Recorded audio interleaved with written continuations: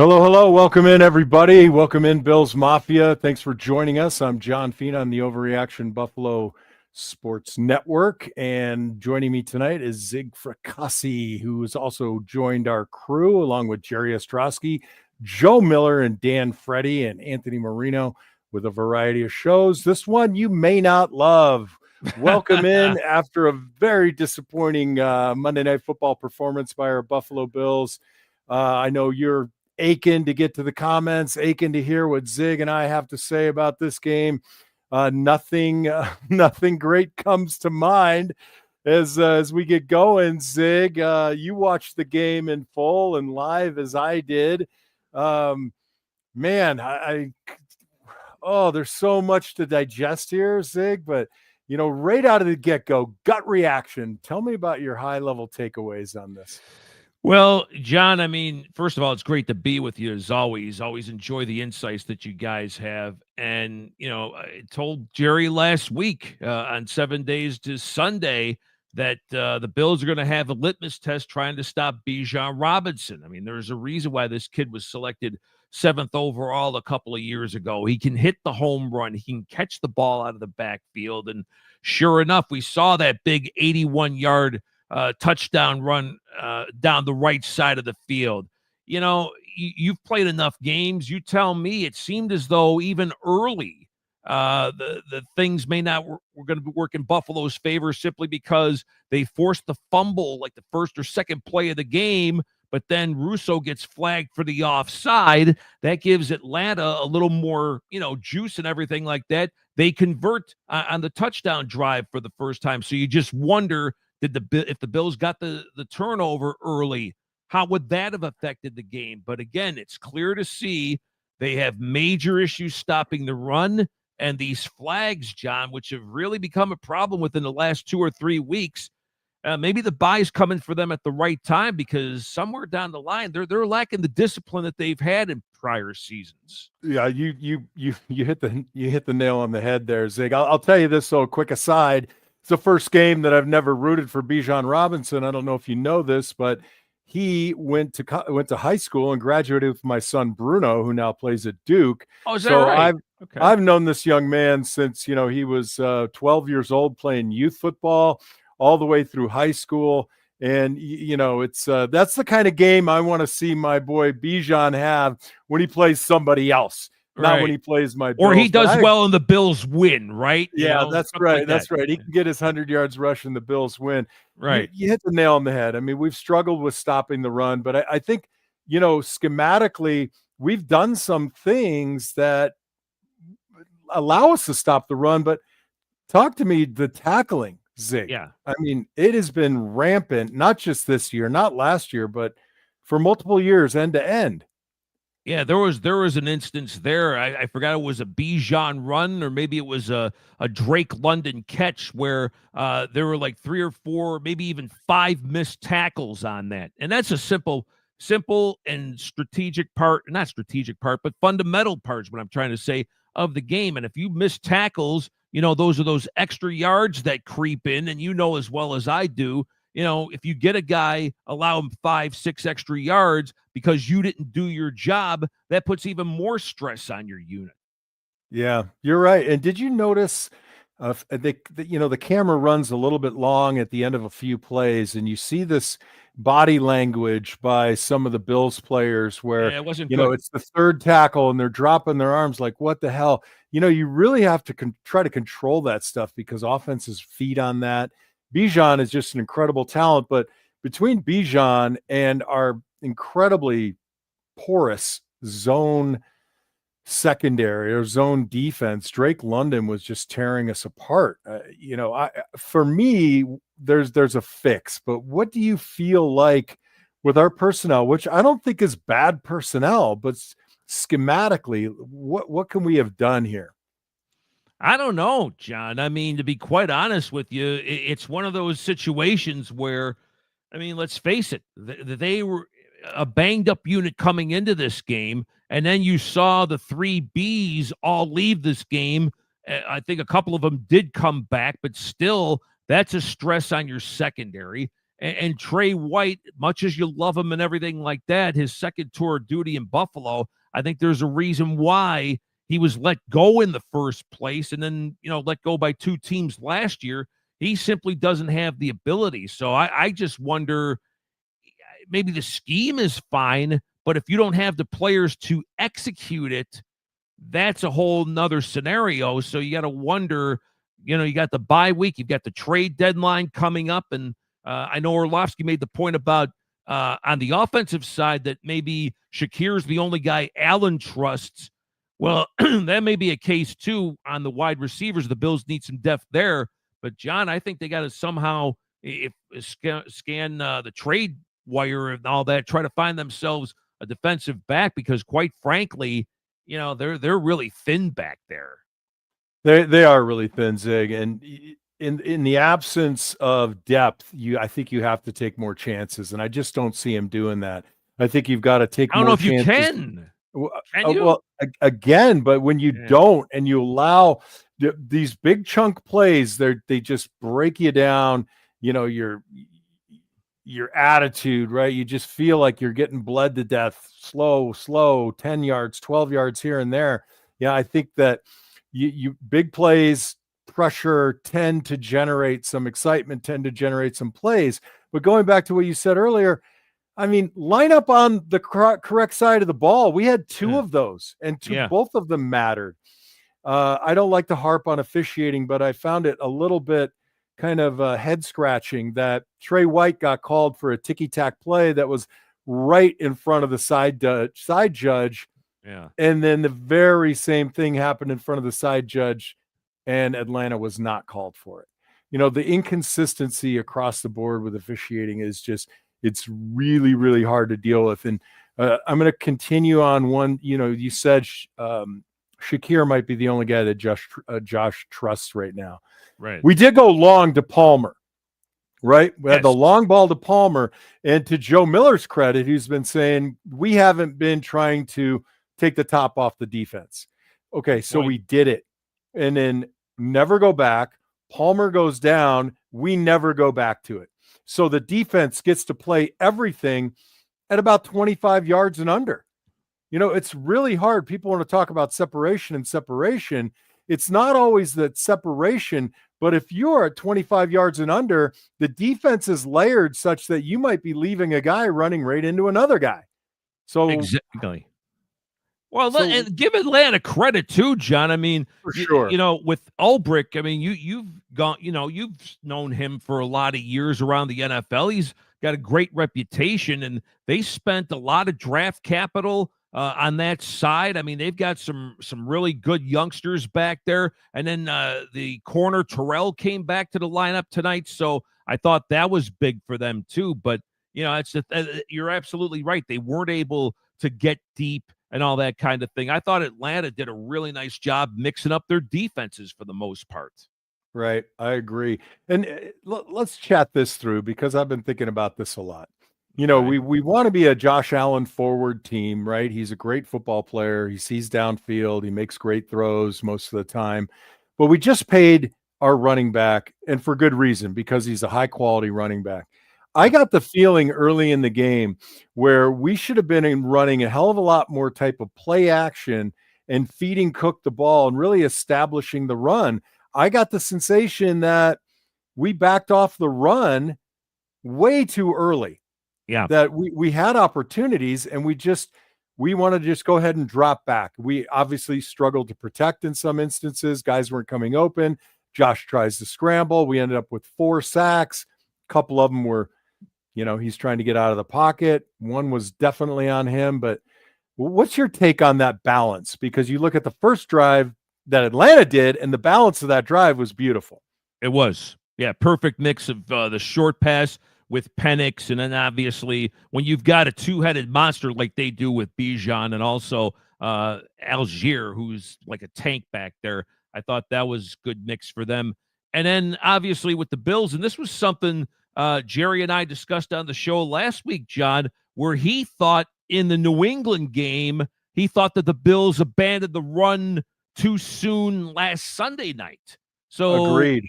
So you're suggesting that they did this again That's 2 straight weeks in a row. And then interesting, what happened was in the third quarter when they got the ball, and I saw the guys on the broadcast point this out, they were starting to double team the Atlanta defensive lineman. So that's why Cook was hitting those holes for 8 and 9 yards. And I think he had over 40 yards of that entire drive. When they got back to within 7, they were doing a lot of traps and a lot of things like that where they were just coming through. And I thought, where the hell was this for the first half of the game? And then, Exactly. and then again, circumstances, they got kind of away from that. And again, some of the plays on that one looked like they were going to do a tush push. And then Allen tries to get the ball to Moore. He's out to dry, loss of 3. That killed the drive. So I thought, the inconsistency in calling the run and maybe getting a little bit too cute in some of these other aspects, John, were fatal for the Bills on Monday night. Zig, you just keep nailing it. And thanks to everybody in the comments, Bills Mafia, that's joining us tonight, between Sam, Tolici, Michael, Maggie, Michael, Tim, everybody who's in the comments. We feel and hear your frustration. Thank you for joining us. Please tell a friend. Please tell them to put that Overreaction Sports Network show on, whether it's 7 Days of Sunday with Jerry Ostrowski and Zig, or me on my show on Mondays, the Off Tackle Show, or this show, the Overreaction. And I don't think we're overreacting at all, Zig. But for me, there's 3 points I want to make, and I'll go one by one if I can remember them all through my rage. Okay, so calm down, John. Remember your points, my friend. All right. I'm gonna try my damnedest. And I forgot one already. All right. I am not all in on going for it on 4th and 1 on your side of the field when the defense has been sketchy, the offense has been inconsistent, and you're down by 7. Agree? Agree. Yeah. I mean, punt that ball. Well, and I think this is more of the era now that we're playing in the National Football League, John, as opposed to obviously the time you played with Jim Kelly and Andre and all those guys. Even then, the coaches were a little more, not conservative, but I guess maybe just. Oh, you nailed it. You nailed it. Conservative. Right. They were conservative. But now, I mean, with the advent of Dan Campbell in Detroit, where they go for it, I think, every 4th down, except when they're at their own 2-yard line, or Philadelphia doing this, I think this is a different era now. And sometimes I think you try to get caught into the trend or thinking, hey, we could do that too. We've got the MVP. We can do that. But I'm with you with the injuries that they are on defense and some of the spotty play calling and play choices and all that. I'm with you there. So I agree on that point 100%. Let's stick on the spotty play calling because my point 2 and point 3 kind of roll together here. Okay. So follow me on this. I'm taking my notes. I'm taking my notes during the game, and you talk about balance and feel for the game. And where I like Joe Brady a lot, I think he's lost some of the feel for the game and become more of like a calling card warrior, right? What's on the play card? What should I be calling next? There were really 2 very glaring instances where James Cook rips off big runs, and I think to myself and say out loud in my living room, this next play is play action. It has to be play action. Has to be. Yep. And he just twice, at the very least, I was just, oh my God, come on, guy. Let's run the play action. And that goes right into that decision on the failed lateral play on 3rd and 1 last week. And I don't mean lateral meaning tossing the ball. I mean the direction of the offender trying to take the ball. Rather than going downhill to get a yard and a half on 3rd and 1, we run a play that in the height of the game didn't look like it did in practice earlier in the week. And we go back to it after it failed. I mean, you're just begging. You're begging to be eviscerated on social media and on the radio and on TV.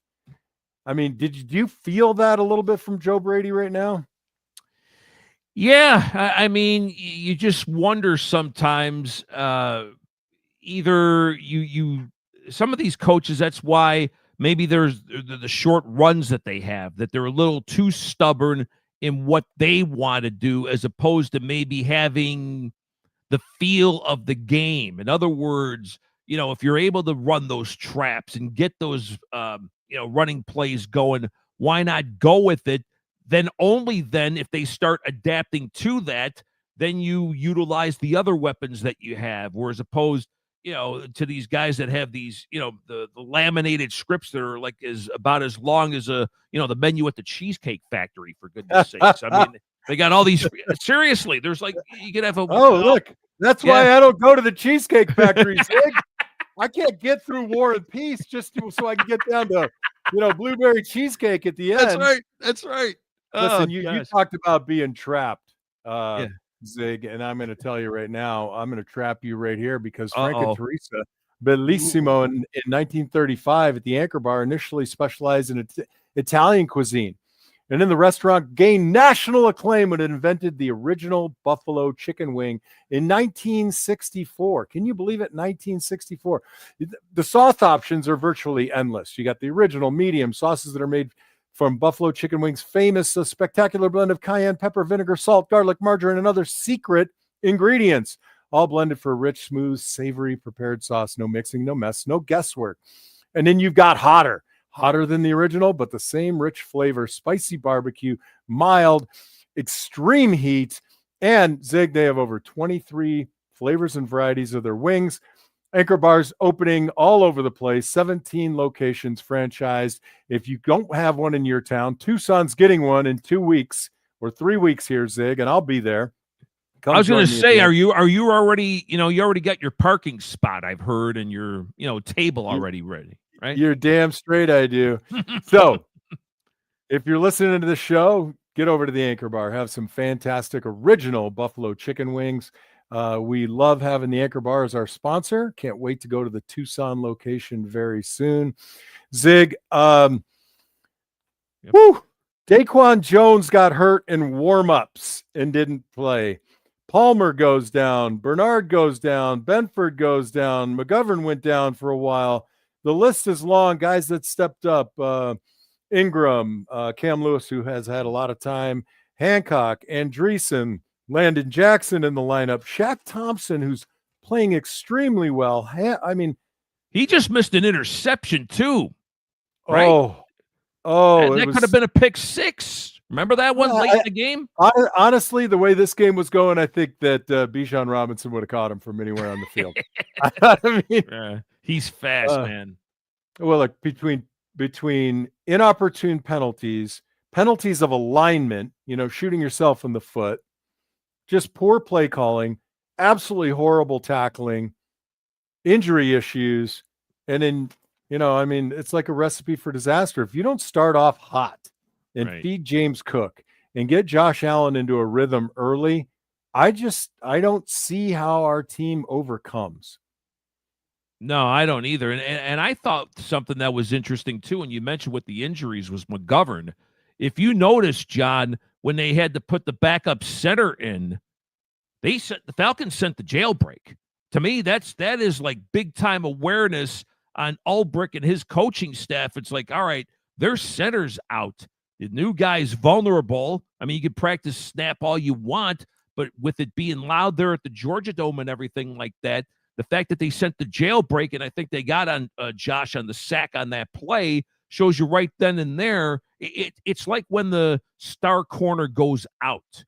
If you're the other team, you see, star corner went out, we go right at his replacement. That's what the Falcons did in that particular instance. So that was superb coaching on their part.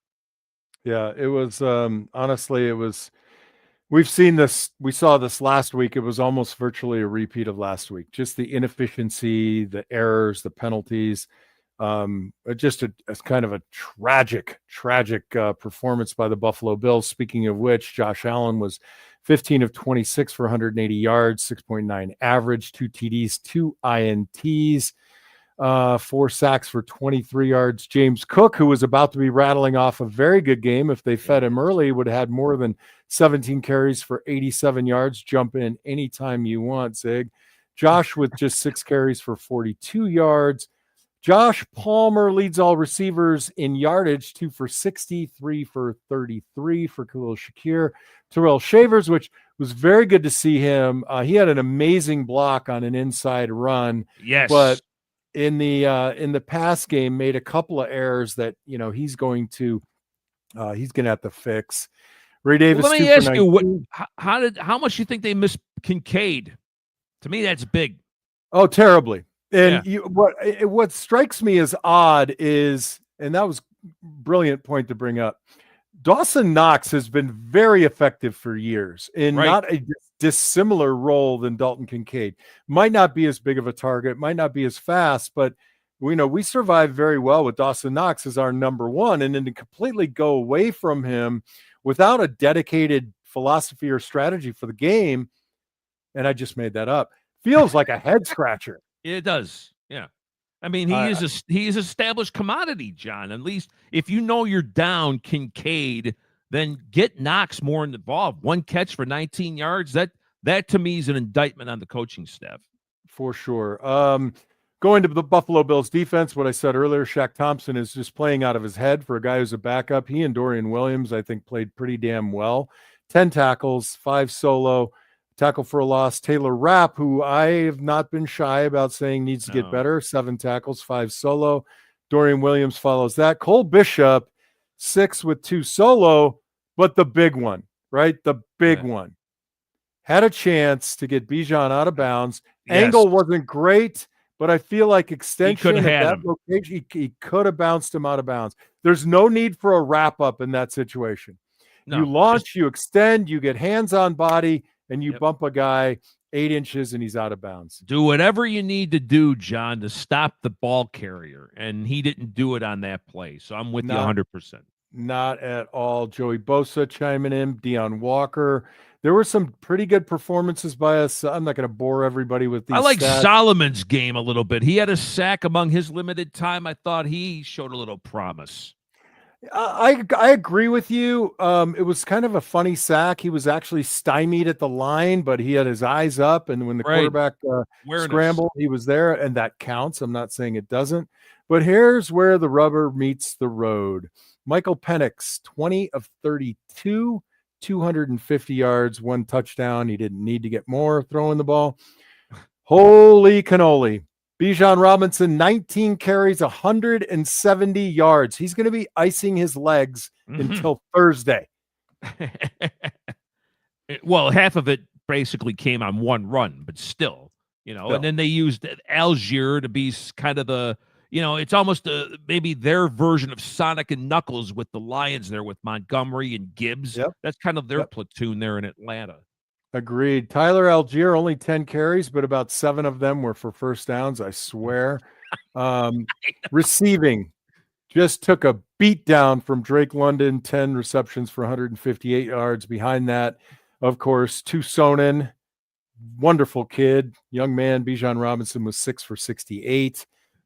He's incredible. He was as a kid, and he is as a pro, and you'd love him, Zig. Great he's guy. A well-mannered young man, too. Yeah, I've interviewed him before. He's tremendous. You have. That's great. His grandfather has been officiating football games in Southern Arizona since I was probably 8 years old.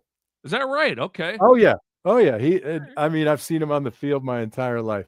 And I hate to sound all nice and smiley when I'm super angry right now, Zig. I can't go through this anymore. Needless to say, we got beat to death in the stats category. The team stats category, I did want to take a quick glance at, because what I always look at, number 1 is third down efficiency. We were 2 for 9. They were 5 for 12. Neither very good. Penalties, the Buffalo Bills had 8 for 64, 3 of which were just absolutely game-changing penalties. You get the 4th down that didn't convert. I consider that a penalty as well.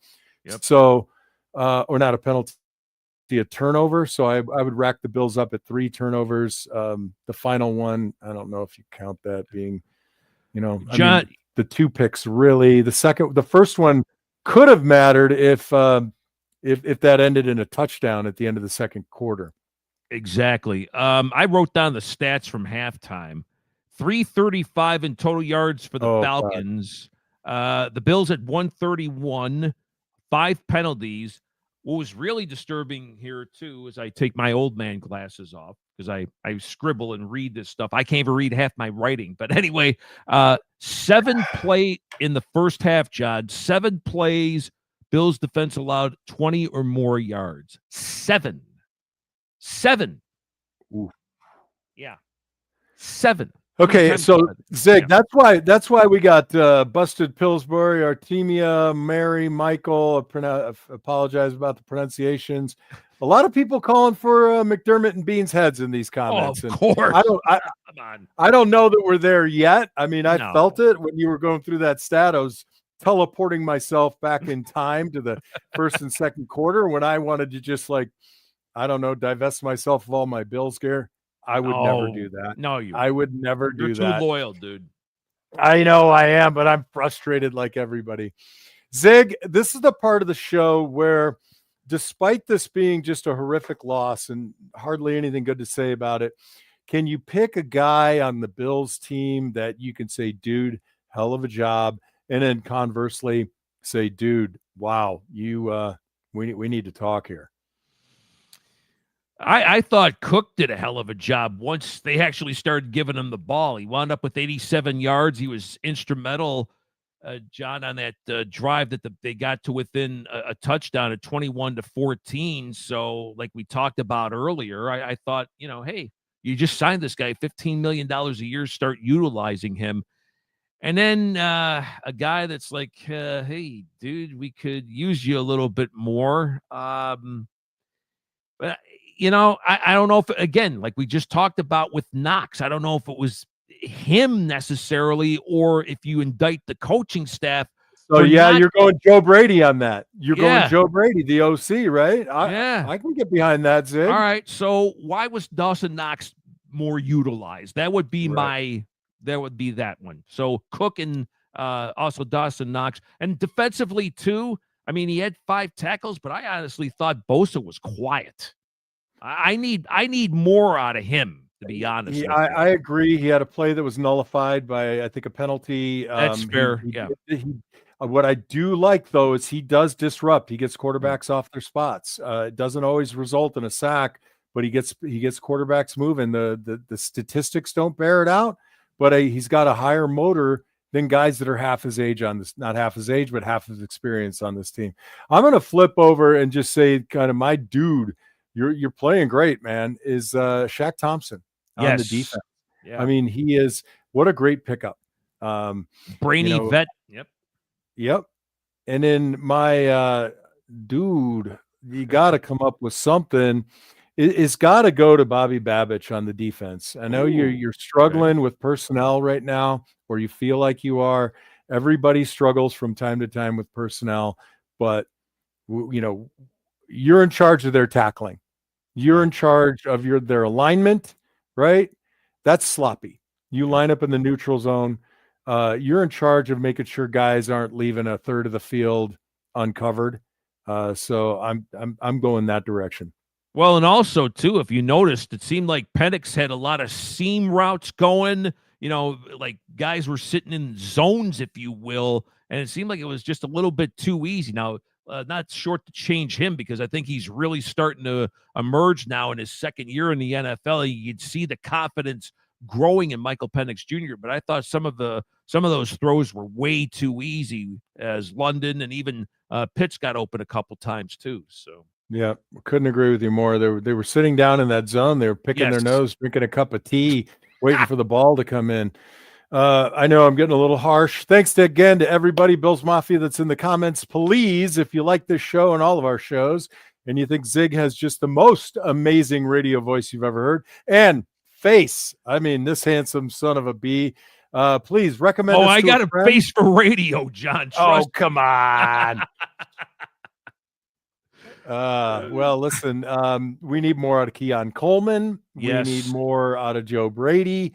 We need more of a lot right now. And hey, bye week. Okay, we're 4-2. I was going to say this comes at the right time, I think. Well, it would have been better if we were 5-1 trying to figure this stuff out, if we could survive this one. Zig, as always, anytime I'm with you, I'm really pretty impressed because your history in this game and your knowledge of the sport and everything that you've been doing for decades now. It's so impressive. I can only hope to be half as good as you one day, and I'm sure I won't. Thank you for joining me. To everybody in the comments, again, thank you very much. Please, Zig, in addition to you being with Jerry on the 7 days to Sunday, tell everybody listening where they could find you, follow your content, and hear about hockey and football. Oh, geez. Yeah, you get into some of my rants. If you're a Sabres fan, it's NC-17. They're already, the sky's falling at 0-3. You can get me on X at Zig Sports Voice. I do sports updates on the platform of channels on Sirius XM in the afternoon between 1 and 7 Eastern time at the top of the hour. I join the legendary Mad Dog Russo on his channel 82. Bottom of the hours between 3:30 and 5:30 Eastern, Wednesday through Friday. And then during the football season, I'm Saturday, 5 to 8 Eastern on the End Zone, Sirius XM NFL Radio Channel 88 with Todd Haley and other rotating hosts. And then Matt Sims, the son of Super Bowl MVP Phil Sims, joins me after Sunday Night Football. We recap every game in detail until 2 a.m. Eastern on Channel 88. Woo! Yeah, I'm a night owl. So that's why this didn't bother me, Fina. I was up late last night anyway. So Red Bull. That's it. An iced tea. Oh, yeah, baby. Zig, that's awesome. You guys got to get out there and check out Zig's content. He's a great follow on Twitter. I haven't digested everything else that he just said, and I couldn't even recite it in 5 minutes. He's got the longest resume and a great talent. Tomorrow, it is the Off Tackle Show with me, John Fina. We'll review some key plays. I have a couple. Might make you a little nauseous. And I don't know if it's going to be me or On the Beat, where we interview a different Bills beat reporter every week. And then you got Zig and Jerry Ostrowski, the 7 days of Sunday. Might take a week off, I don't know, with the bye week. And Dan Freddy, who's your Mafia Bets, and Anthony Marino, who does the walkthrough for me, for Zig, for Jerry, for Ant, for Dan, for Joe. And I missed somebody. Jerry O. Thanks for tuning in. For everybody, yeah. Thanks for tuning in to the post-game show, Bills Mafia. Take a deep breath. I know I need to. Zig, you got anything else before I get you out of here? No, it'll get better. I think the bye's coming at the right time, and also I would expect the Bills to explore the trade market and maybe shore up possibly the wide receiver and or corner areas before the deadline's up. All right. Well, with that, Richard Rush, Roy, Michael, thank you so much, and go Bills. Go Bills.